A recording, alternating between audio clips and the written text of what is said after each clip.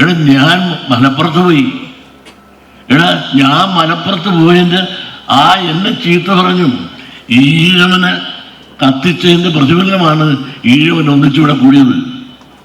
എൻ്റെ കോലമല്ല കത്തിച്ചത്, ഈഴവനെയാണ് മലപ്പുറത്ത് കത്തിച്ചത്.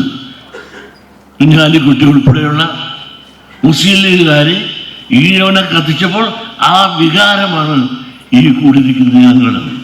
പക്ഷെ ആ പാട്ടിൽ ചാനൽ എന്താ കാണിച്ചത്? ചില ചാനൽ കാണിച്ചു വെച്ച് ഞാനവിടെ വർഗീയത കാണിച്ചിട്ടും പറഞ്ഞ് ഒരു മുസ്ലിമിൻ്റെ കടയിൽ ചെന്നിട്ട് അവിടുത്തെ ആണിനെയും പെണ്ണിനെയും കണ്ടിട്ട് മുസ്ലിങ്ങളെ കണ്ട് അവർക്ക് അനുകൂലമായിട്ട് പറഞ്ഞ് പ്രചരിപ്പിക്കുന്ന അധർമ്മം ചില ഭാഗത്തു നിന്നുണ്ടാകുന്നുണ്ട്. ഇരിപ്പുണ്ടായി ചില കാലന്മാരൊക്കെ കൊടുത്ത് ഇരിപ്പുണ്ട്. നിങ്ങൾ ഒരു ചുക്ക് വിചാരിച്ചാലും ഒന്നും നടക്കില്ല. നിങ്ങളൊക്കെ ഒരു മര്യാദ മാന്യത കാണിക്കണം. പക്ഷെ ഒരുപാട് പണിയെടുത്ത് നോക്കി എനിക്കിട്ട് പണിയാൻ പക്ഷേ അവസാനം സാക്ഷാൽ പിണറായി വിജയൻ ഒരു സ്റ്റേറ്റ്മെന്റ് ഇറക്കിയതോടുകൂടി യുവമാരുടെ ക്ലച്ച് താഴത്ത് പോയി. പിന്നെ കണ്ടില്ല. ഞാൻ വലിയ വർഗീയവാദിയാണെന്നാണ് ഞാൻ അവിടെ പോയാണ് വലിയ കുഴപ്പം കാണിക്കുന്നത്. നിങ്ങളൊന്ന് ആലോചിച്ചു ഞാൻ എന്ത് ചെയ്തത്?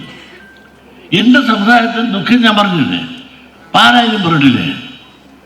ഇടുക്കി മലപ്പുറം ജില്ലയിൽ ഈഴവ സമുദായത്തിന് ഒരൊറ്റ സ്കൂളും ഒരു കുടിപ്പള്ളികളും ഒരു സാധനം നമുക്ക് പഠിക്കാനില്ല.